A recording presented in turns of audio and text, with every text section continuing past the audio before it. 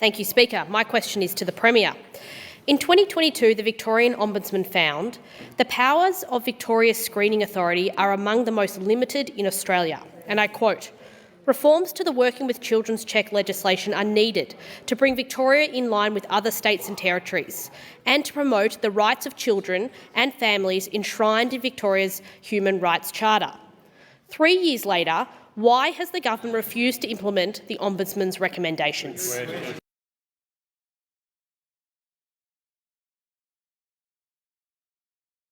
Premier.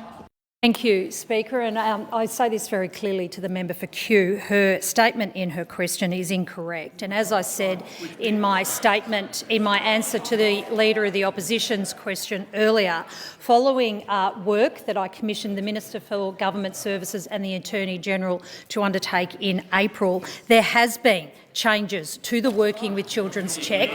In addition to the work that the Minister for Children and her department had undertaken in responding to the Ombudsman's report, we have, as of this month, we have changed the arrangements for the Worker Screener Unit to be able to expand the range of regulators that they can get information from in terms of determining the Working with Children's Check approvals process. So the member for Kew is incorrect. And I think particularly when we understand that the system needs to be strengthened, that there is more work that needs to be done, it's incumbent upon all of us to participate in this public debate in a factual way.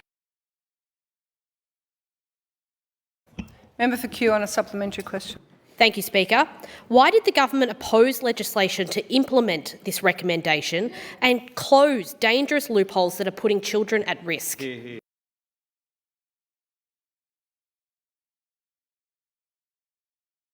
Order. Order. Premier. Thank you, Speaker. Leader of the House. It's unclear to me what piece of legislation the member for Kew is referring to. However, in terms of if I can make an assumption that the member for Kew is referring to legislation that has been initiated by non-government members of parliament, the government always reserves its right to ensure that any legislation that comes before the parliament is drafted appropriately. Leader of the Opposition, member for Kew, member for South West Coast. And I say this in the context, Speaker, is we've seen some reckless behaviour from the Leader of the Opposition in recent weeks, and we will not be taking at face value any legislation he brings to this place.